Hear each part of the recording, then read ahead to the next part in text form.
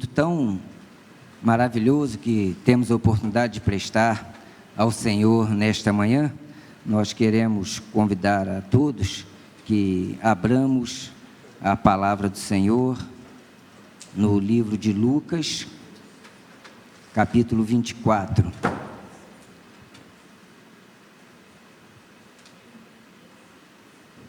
Quero convidar os irmãos que se ponham em pé. Vamos fazer a leitura da palavra de Deus. O livro de Lucas, capítulo 24, dos versículos 13 até o 35. É um texto mais longo, mas é também muito conhecido dos irmãos, né? Lucas 24, de 13 a 35. Quantos irmãos localizam aí o texto? Quero dizer aos irmãos que nós recebemos um pedido de auxílio da Primeira Igreja Batista de Conceição de Macabu, em razão do trágico acidente que aconteceu lá na cidade, né? Como a irmã Rosane muito bem disse, eles estão vivendo lá nesse momento o que nós vivemos aqui em fevereiro e março. E aqueles irmãos que quiserem ajudar aqueles irmãos, né, dando alguma oferta, nós estamos colocando algumas orientações nas páginas da igreja. E vamos também conversar com o irmão Anderson, porque me parece que ainda temos um saldo das doações que recebemos justamente para esse fim, e se assim for, como fizemos com a igreja, por exemplo, do bairro da Luz, em Nova Iguaçu, nós vamos também mandar um auxílio para aqueles irmãos que estão também carecendo da nossa ajuda, do nosso apoio. Pedimos também aos irmãos que orem, né, por aquela cidade, orem pela Primeira Igreja Batista, pelas demais igrejas batistas lá de Conceição de Macabu, os pastores que estão também se mobilizando para ajudar a cidade, ajudar aquelas pessoas que sofreram com a chuvarada que caiu lá também, e pedindo que Deus possa abençoar os nossos irmãos queridos lá também, e aquele povo, né, parte da família da irmã Rosane é de lá, né, irmã Rosane? Acho que a irmã Rosane é nascida lá também, né, Conceição de Macabu. Então vamos abençoar, vamos pedir a Deus que abençoe aqueles irmãos, e vamos auxiliá-los também, como puder. A igreja vai ajudar, vai auxiliar, e nós vamos encaminhar depois esse assunto com o irmão Anderson. Vamos participar também, o pastor Vanderlei, para ver como que nós podemos prestar algum auxílio, algum socorro àqueles irmãos. Então, queridos, dito isto, nós queremos dizer da nossa alegria em cultuar a Deus nesta manhã, e desejamos que Deus fale ao seu coração, que Deus abençoe a sua vida, meu irmão. Que o irmão possa nesta manhã, que a irmã possa nesta manhã colocar a sua vida aos pés do Senhor e pedir a Ele a bênção para a sua vida. Eu tenho, irmãos, certeza de que Deus falará ao seu coração, como você já tem falado, né? É uma alegria, irmãos, muito grande estar na casa do Senhor, compartilhar aqui de cânticos tão maravilhosos, né, de mensagens que vêm ao nosso coração da parte do Senhor, para o nosso conforto, para a nossa alegria, para a nossa comunhão com Deus. É muito bom estar na casa do Senhor. Eu fico muito feliz, irmãos, de ver tantos irmãos aqui, irmãs, nesta manhã. E peço a Deus que visite aqueles irmãos que ainda não têm tido disposição para deixar os seus lares, para estarem na casa de Deus. Nós sabemos, irmãos, e compreendemos que há alguns irmãos que têm dificuldade de saúde, né? Temos alguns irmãos, inclusive irmãos e irmãs que me ligaram, dizendo: Carlos Márcio, eu não estarei na igreja agora pela manhã, porque um está com Covid, o outro não sabe nem o que tem, mas está mal, marido e esposa. Alguns irmãos, eu recebi contatos de alguns irmãos justificando, né, tendo esse cuidado, esse carinho de justificar a ausência aqui. Esses irmãos nós compreendemos que estão passando por um momento de dificuldade na saúde e evidentemente não podem estar, mas aqueles irmãos que por algum motivo, né, talvez de comodismo, não estejam na casa do Senhor, né, nós apelamos a todos: venham estar conosco. É muito bom poder ver o irmão aqui, é muito bom poder abraçar o irmão, é muito bom poder se alegrar com o irmão aqui na casa do Senhor. O culto a Deus, ele é prestado no templo, né? Então, se o irmão pode vir, querido, não deixe de vir para estar conosco aqui e receber assim a sua parte da comunhão com o Senhor e com a igreja querida que aqui está reunida nesta manhã. Então, queridos, façamos a leitura do texto que temos separado nesta manhã para que Deus fale ao nosso coração, né? Desses fatos que Lucas colheu e registrou para nós nos versículos 13 até o 35 do capítulo 24. Naquele mesmo dia, 2 deles estavam de caminho para uma aldeia chamada Emaús, distante de Jerusalém, 60 estádios, 11 quilômetros mais ou menos, né? E iam conversando a respeito de todas as coisas sucedidas. Aconteceu que, enquanto conversavam e discutiam, o próprio Jesus aproximou-se e ia com eles. Os seus olhos, porém, estavam como que impedidos de o reconhecer. Então lhes perguntou Jesus: que é isso que vos preocupa e de que ides tratando à medida que caminhais? E eles pararam entristecidos. Porém, chamado Cleopas, respondeu dizendo: és o único, porventura, que, tendo estado em Jerusalém, ignoras as ocorrências destes últimos dias? E lhes perguntou: quais? E explicaram o que aconteceu a Jesus o Nazareno, que era varão profeta poderoso em obras e palavras, diante de Deus e de todo o povo, e como os principais sacerdotes e as nossas autoridades o entregaram para ser condenado à morte e o crucificaram. Ora, nós esperávamos que fosse ele quem havia de redimir a Israel. Mas, depois de tudo isto, e já este o 3º dia desde que tais coisas sucederam, é verdade também que algumas mulheres das que conosco estavam, nos surpreenderam, tendo ido de madrugada ao túmulo, e não achando o corpo de Jesus, voltaram dizendo terem tido uma visão de anjos, os quais afirmam que ele vive. De fato, alguns dos nossos foram ao sepulcro e verificaram a exatidão do que disseram as mulheres, mas não o viram. Então lhes disse Jesus: ó nécios e tardos de coração para crer em tudo o que os profetas disseram, porventura não convinha que o Cristo padecesse e entrasse na sua glória? E começando por Moisés, discorrendo por todos os profetas, expunha-lhes o que a seu respeito constava em todas as Escrituras. Quando se aproximaram da aldeia para onde iam, fez ele menção de passar adiante. Mas eles o constrangeram, dizendo: Senhor, fica conosco, porque é tarde e já o dia declina. E entrou para ficar com eles. E aconteceu que, quando estavam à mesa, tomando ele o pão, abençoou-o, e tendo-o partido, lhes deu. Então se lhes abriram os olhos e o reconheceram, mas ele desapareceu da presença deles. E disseram um ao outro: porventura não nos ardia o coração quando ele, pelo caminho, nos falava, quando nos expunha as Escrituras? E na mesma hora, levantando-se, voltaram para Jerusalém, onde acharam reunidos os 11 e os outros com eles, os quais diziam: o Senhor ressuscitou e já apareceu a Simão. Então os 2 contaram o que lhes acontecera no caminho e como fora por eles reconhecido no partir do pão. Que Deus abençoe a leitura da sua palavra. Oremos, irmãos. Senhor, nós te agradecemos por tudo que o Senhor tem feito entre nós. Te agradecemos pela tua bondade, pelo teu cuidado para conosco, para com os teus servos e teus filhos, Senhor. Te agradecemos, ó Deus, pelo cuidado com a tua igreja, ó Deus, e que a tua bênção esteja aqui permanentemente, ó Deus, especialmente na condução dos trabalhos da comissão de sessão pastoral e da escolha do nosso futuro pastor. Que a tua mão de poder se revele, se mostre, e que a todos abençoe, e que o Senhor abençoe a cada coração, a cada vida nesta manhã, pois nós te pedimos em nome de Jesus. Amém, Senhor. Amém. Os irmãos podem se assentar. Esse texto, irmãos, que nós acabamos de ler,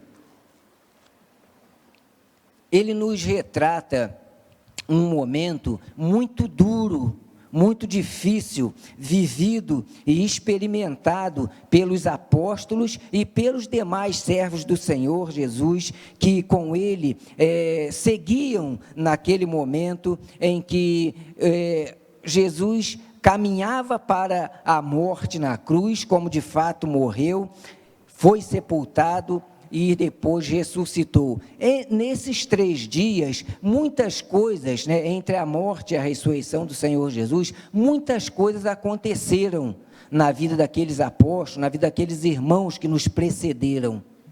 E foram momentos para eles muito difíceis. Havia muita incompreensão ainda a respeito de tudo aquilo que eles experimentavam, que eles testemunhavam. Havia ainda uma certa memória por parte daqueles irmãos, por parte dos apóstolos, por parte dos discípulos, por parte daqueles servos do Senhor Jesus, de que a missão de Cristo ainda não era muito bem entendida por eles, porque criam, entendiam que, de alguma forma, que Jesus viria, né, além de ter aquela mensagem que ele trouxe, de alguma forma libertar, né, o povo da opressão a que eram submetidos pelo governo temporal à época instalado, o governo de Roma. Eles, de certa forma, muitos deles esperavam que Jesus viesse, né, e ainda que na cruz, que houvesse uma reviravolta qualquer, e Jesus, alçando mão da espada e da força, né, proclamasse a sua vitória no mundo terreno, libertando o povo do jugo romano. Então, essa visão, um tanto ainda confusa, mas presente na mente e no coração daquelas pessoas, causavam neles alguma perplexidade com o que havia acontecido. Eles não esperavam Jesus um pacificador. Eles não esperavam em Jesus alguém que se deixasse crucificar e que, morrendo em sofrimento na cruz, ainda perdoasse aqueles que o matavam, os seus algozes, e perdoasse inclusive um dos ladrões que o maldizia. Antes de se arrepender, aquele ladrão maldizia a Jesus. E eles, vendo todos esses fatos, ficaram realmente muito perturbados, porque imaginavam que Jesus ainda triunfaria, sairia de alguma forma humanamente da cruz e tomaria o poder, restaurando a glória de Israel. E eu fico imaginando, irmãos, qual não foi a decepção deles, de algum deles, se não da maioria, por ver que Jesus acabou morrendo e acabou sendo sepultado. Imagino que ficariam a perguntar, mas como isso é possível? Jesus, né, o poderoso profeta, Jesus que fez tantos sinais e prodígios aqui entre nós, como pode agora estar morto, estar sendo sepultado? Num sepulcro de pedra com uma grande rocha tapando a entrada, depois de tudo que falou e fez. Agora, Jesus simplesmente está morto. E a decepção tomou conta de muitos corações ali. É interessante que quando Maria Madalena, Joana e Maria, né, foram ao sepulcro, porque essa era uma situação presente na vida de, talvez, se não de todos, da grande maioria, porque vejam, quando Maria Madalena, Joana e Maria retornaram, trazendo a notícia de que não encontraram Jesus no sepulcro, vejam o que disseram os demais apóstolos, os demais discípulos que estavam reunidos. Então Maria Madalena, Joana e Maria, mãe de Jesus, também as demais que estavam com elas, haviam muitas testemunhas do fato, confirmaram essas coisas aos apóstolos, ou seja, que elas disseram que viram o túmulo vazio, que nada mais havia lá, que não havia um corpo lá. Tais palavras lhes pareciam como um delírio. Ora, elas estavam dando os testemunhos a muitos dos 11 apóstolos e a todos os demais discípulos. Pedro, porém, levantando-se, correu ao sepulcro. Então veja que essa ideia era uma ideia presente na mente e no coração dos muitos seguidores do Senhor Jesus, e eles ficaram realmente muito perturbados com essa situação. Nós podemos lembrar também a toda a humanidade expressada por Tomé, quando aqueles demais chegaram para Tomé e falaram: Jesus ressuscitou. O que é que Tomé fez? Tomé acreditou, falou: não, eu creio. Então Tomé duvidou, porque Tomé era humano, Tomé era como qualquer um de nós, e ele duvidou também. Ele falou: olha, eu não creio de maneira nenhuma, se eu não tocar as feridas, se eu não ver o lado de Jesus, eu não crerei de maneira nenhuma. Vejam que coisa interessante, irmãos. Às vezes nós queremos emprestar aquelas figuras que a Bíblia registra, uma imagem de pessoas superpoderosas, numa comunhão inabalável com o Senhor, mas eram humanos como você, eram humanos como eu, eram fracos como cada um de nós, e expressavam muitas vezes as suas fraquezas no momento difícil por que passavam. E é isso que estava acontecendo. Em meio àquele quadro de decepção total que eles viviam, 2 deles são destacados nas Escrituras, na palavra do Senhor. E esses 2 são destacados, irmãos, por um fato muito interessante que o texto nos mostra. Esses 2 são destacados justamente porque naquele momento de dificuldade, naquele momento de luta, naquele momento em que tinham a sua fé de alguma maneira abalada, eles saem do meio da igreja, eles saem da comunhão da igreja e vão para longe, tomam um caminho totalmente distante da onde deveriam estar, da onde deveriam permanecer. Eles saem da igreja em Jerusalém, digo a igreja, evidentemente que a igreja, enquanto aqueles irmãos ali reunidos, deixam a comunhão com aqueles irmãos e partem para um local distante, apenas 2, caminhando sozinhos, afastam-se da comunhão dos demais irmãos, afastam-se da comunhão do corpo de Cristo, sendo parte integrante do corpo de Cristo, e partem para uma caminhada sofrida e distante da presença dos demais irmãos que poderiam ser instrumentos da bênção de Deus para a vida deles. Os problemas, as decepções, as preocupações, nós podemos ver que assaltavam o coração daqueles 2 e começavam a fazer um trabalho de abalo, de destruição da fé e da esperança deles na obra redentora de Cristo, porque caminhavam tristes e confusos. E esta situação faz com que eles comecem a olhar para si mesmos, para as suas limitações, para as circunstâncias difíceis, para o poderio do governo de Roma que levou Jesus, o grande profeta, aquele que fez sinais e prodígios, foi morto por um poder terreno.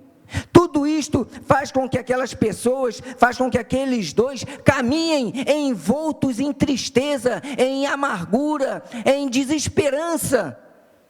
E eles vão caminhando, e aqueles fatos impedem que eles voltem os olhos para Jesus, e passam a olhar apenas para eles, caminham cabisbaixos, caminham de cabeça baixa, olhando para as circunstâncias e esquecendo de voltar os olhos para o Senhor. O foco vai se perdendo à medida que vão se distanciando da comunhão com os irmãos, da comunhão com a igreja, da comunhão com o Senhor.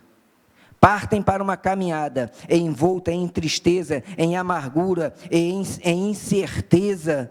Eles fazem justamente o caminho contrário ao que deveriam. Eles trilham o caminho do derrotismo, quando deveriam trilhar o caminho para o verdadeiro encontro com o Senhor. Mas há um fato, queridos, marcante no texto, e é um fato que é muito importante, que deve falar muito ao meu coração e falar muito ao seu coração. Quando tudo parece perdido, quando nenhuma esperança mais resta para aqueles 2 que estão se lamentando pelo caminho da derrota, quando o desânimo toma conta dos seus corações, um fato maravilhoso, porque tudo parece perdido, Jesus então vai até eles. Vejam, queridos, que coisa maravilhosa. Não são eles que vão ao encontro do Senhor Jesus, mas Jesus vai até eles, porque Jesus conhece o coração daqueles dois. Jesus conhece as dúvidas que permeiam o coração e a alma daqueles dois. Então Jesus, sabendo que eles precisavam de socorro, Jesus vai até eles,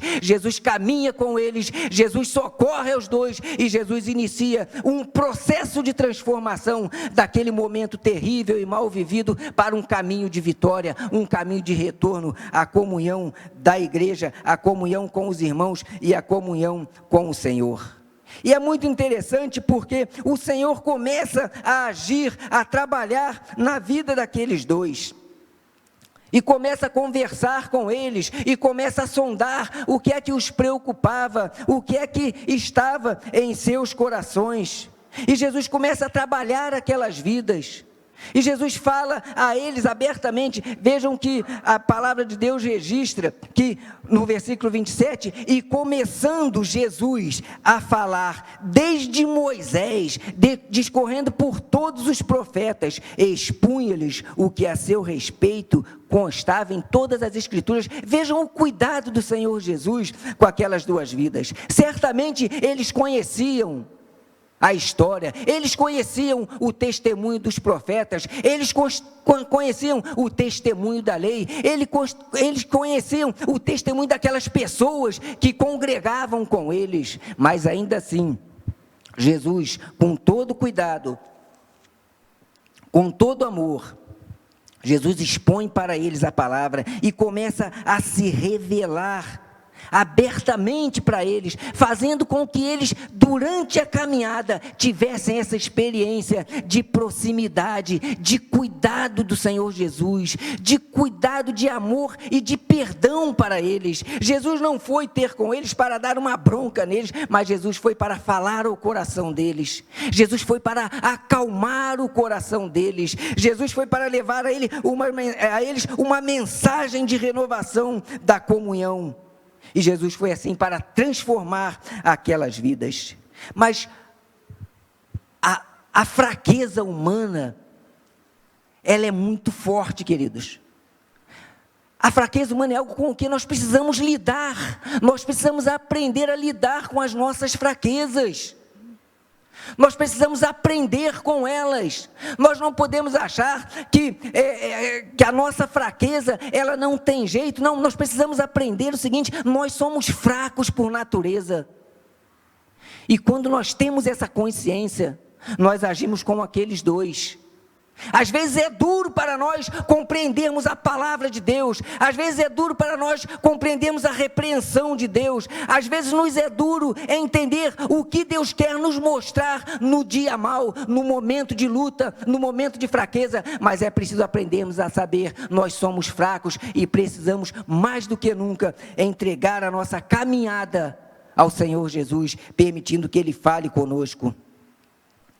Jesus tratou o coração daqueles homens, e os olhos deles, ainda fechados, eles se voltam para Jesus e perguntam: olha, mas você é o único no planeta que não sabe o que aconteceu? Está no mundo da lua? Está onde? Todo mundo sabe o que aconteceu a Jesus, menos você que está aqui conosco, é um estrangeiro, veio de outro planeta, veio de outro lugar, porque todo mundo sabe.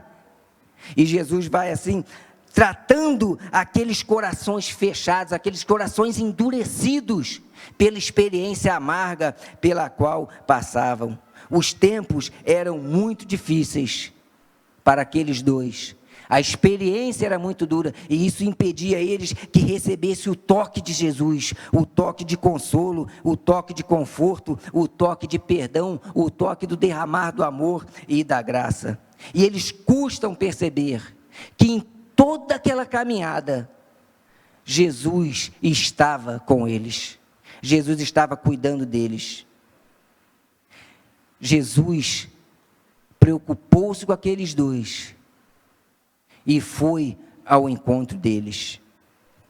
E Jesus trabalhou naquelas vidas. E Jesus começou a mudar o foco da visão daqueles dois.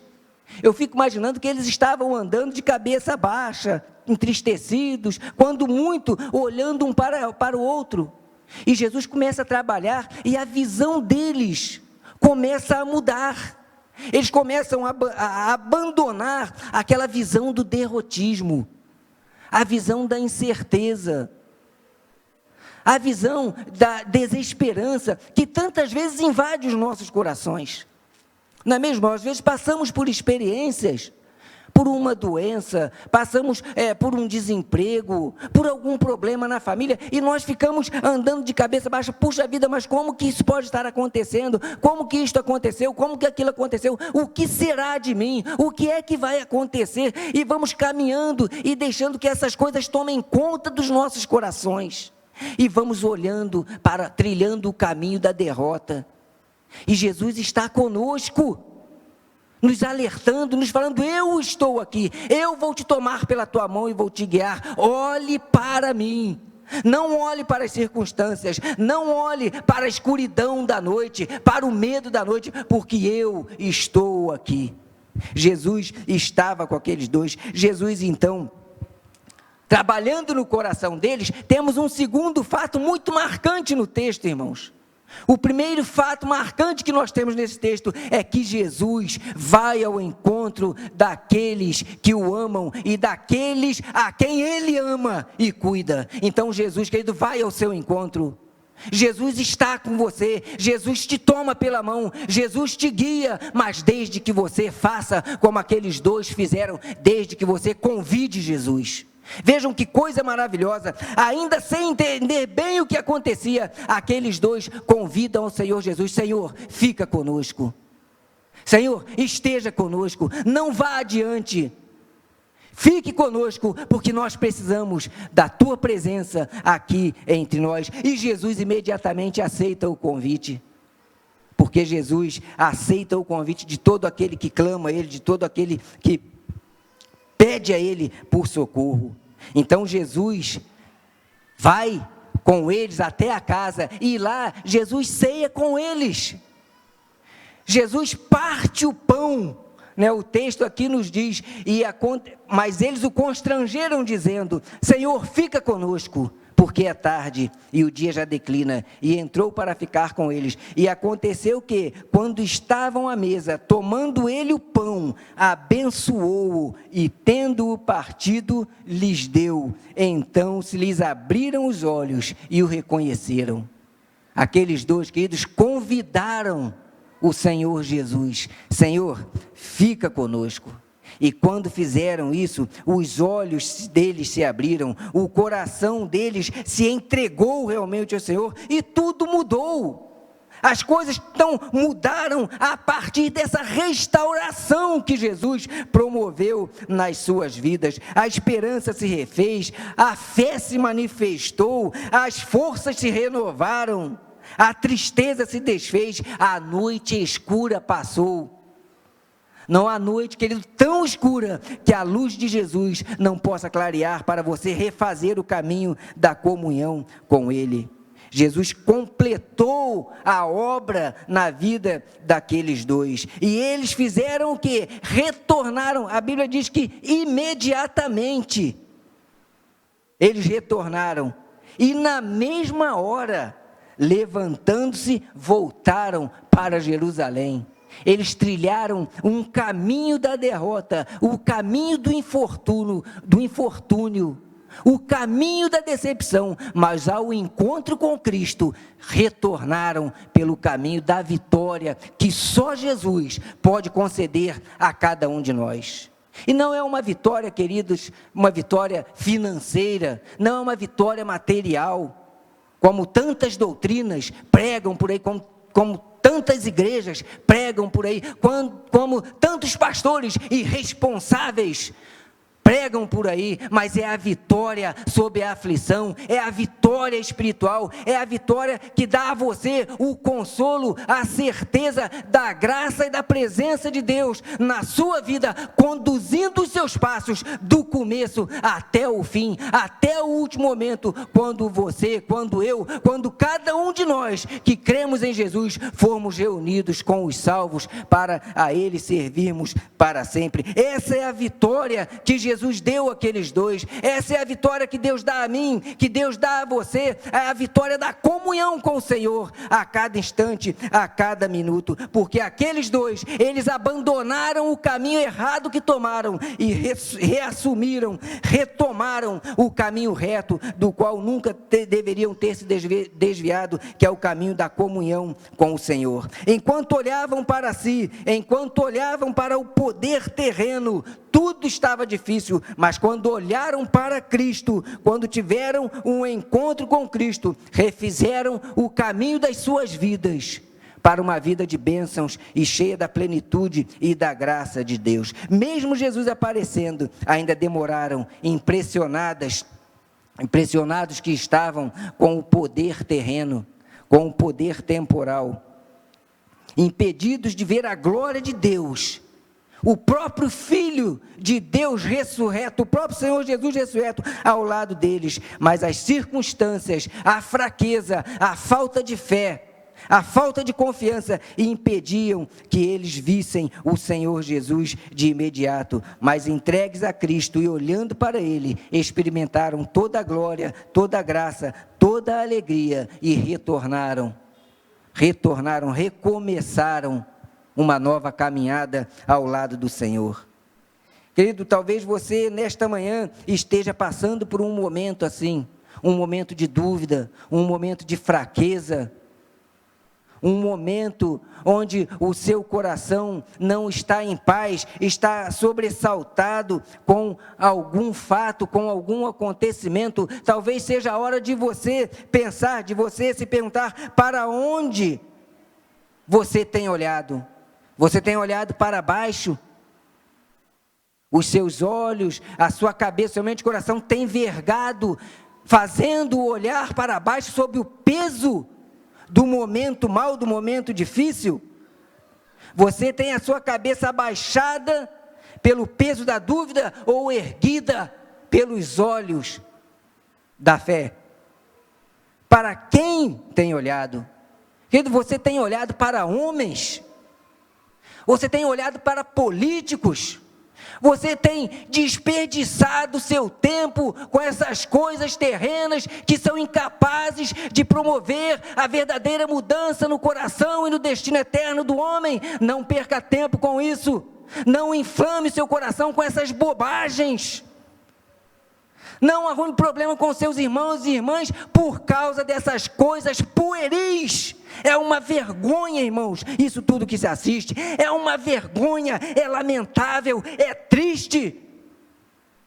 As pessoas, em vez de olharem para Cristo e seu amor, as pessoas, em vez de abraçarem a comunhão com o Senhor e com os seus, criam problemas, criam dificuldades, por causa de poder terreno. Querido, levante a sua cabeça, não olhe para homem algum, olhe para Cristo, porque esse sim é que o ama, esse sim é que deu a vida por você.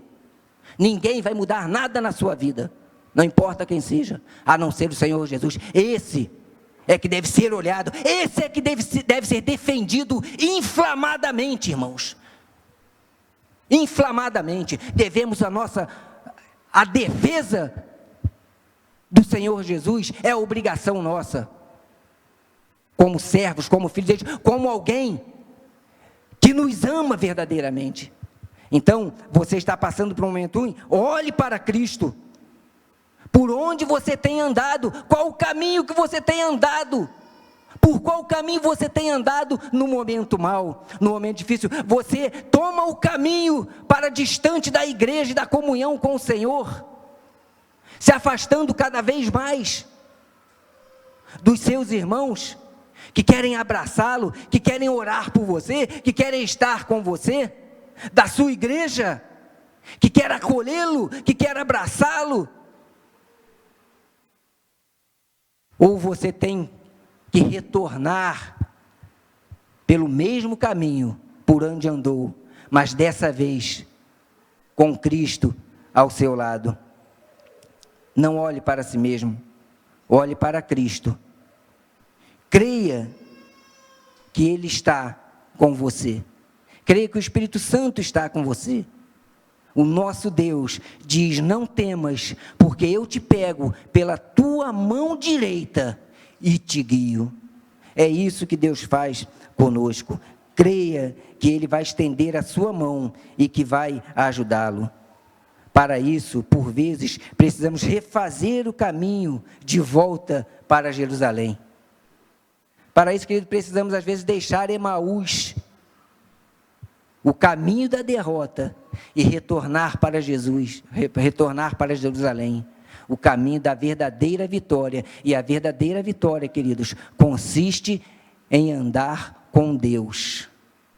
Quando aqueles dois abriram os corações e a alma para permitirem que Jesus andasse com eles, alcançaram a verdadeira vitória, porque Jesus estava com eles.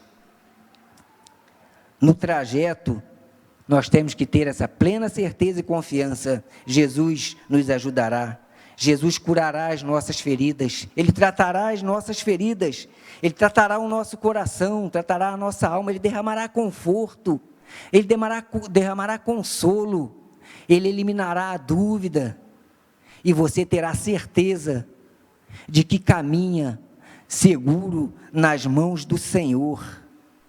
No caminho de volta para Jerusalém, Jesus tratará o seu coração, e quando você chegar lá, você terá bênçãos e alegrias e boas novas para compartilhar com os demais. Jesus vem ao nosso encontro, é o primeiro fato que aprendemos, mas nós precisamos convidá-lo para que Ele fique conosco, porque Jesus não invade as nossas vidas.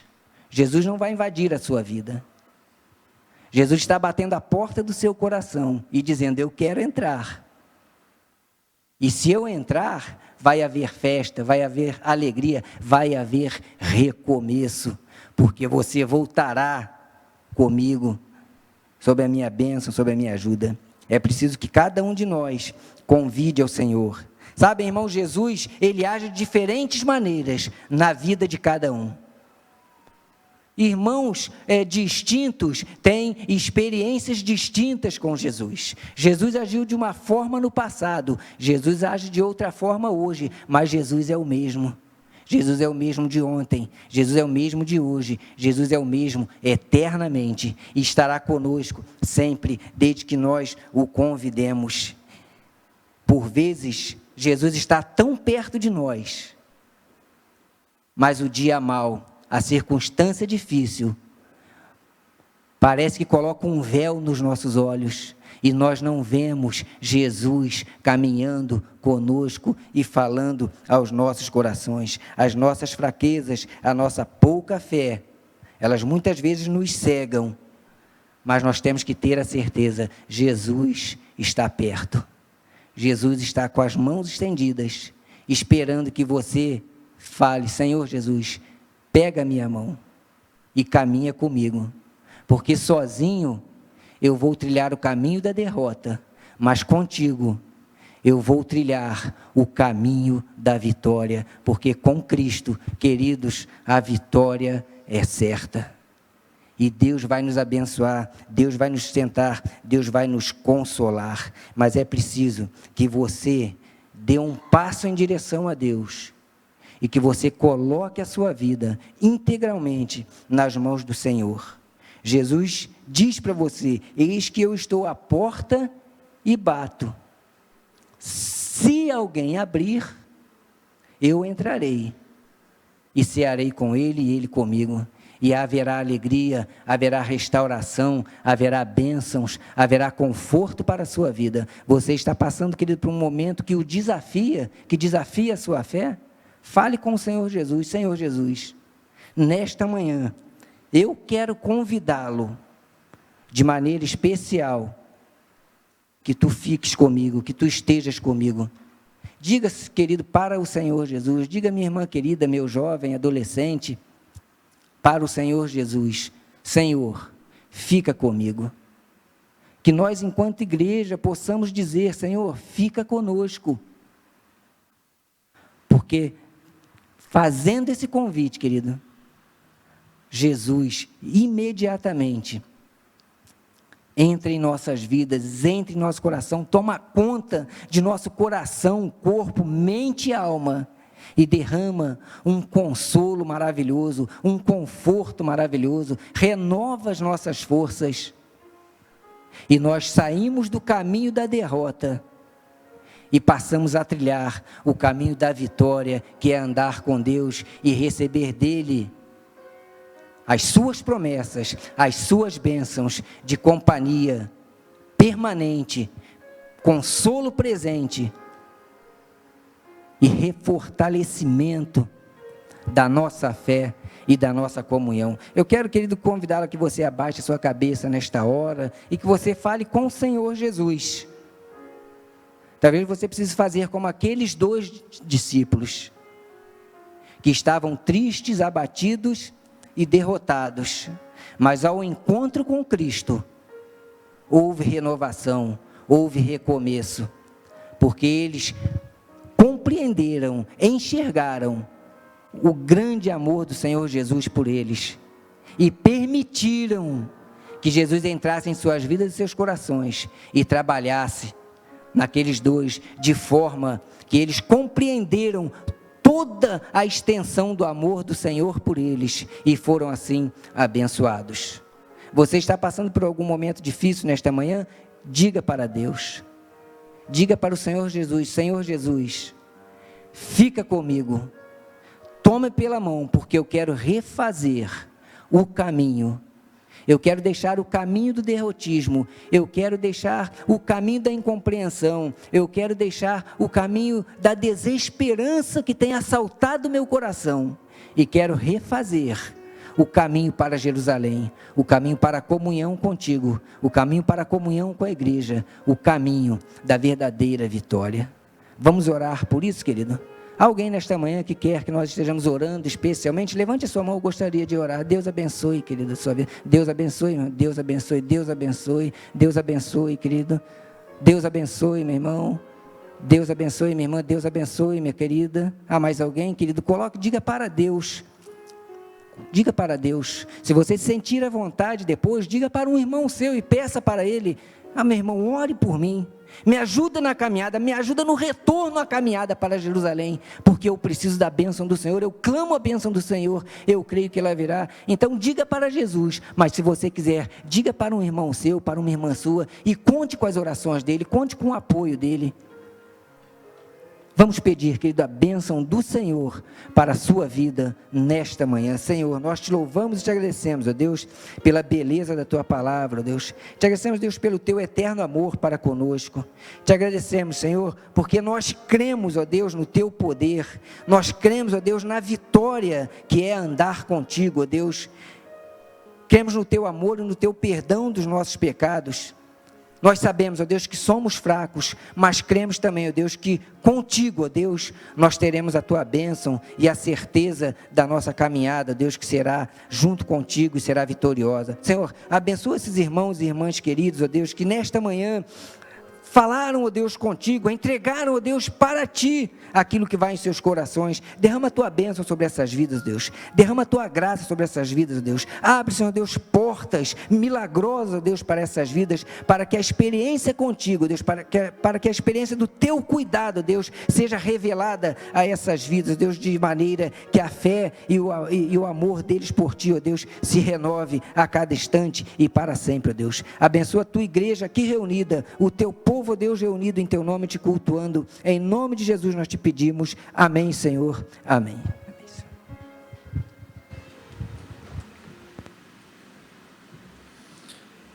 Amém. Como é bom ouvir a palavra de Deus. Que riqueza para os nossos corações.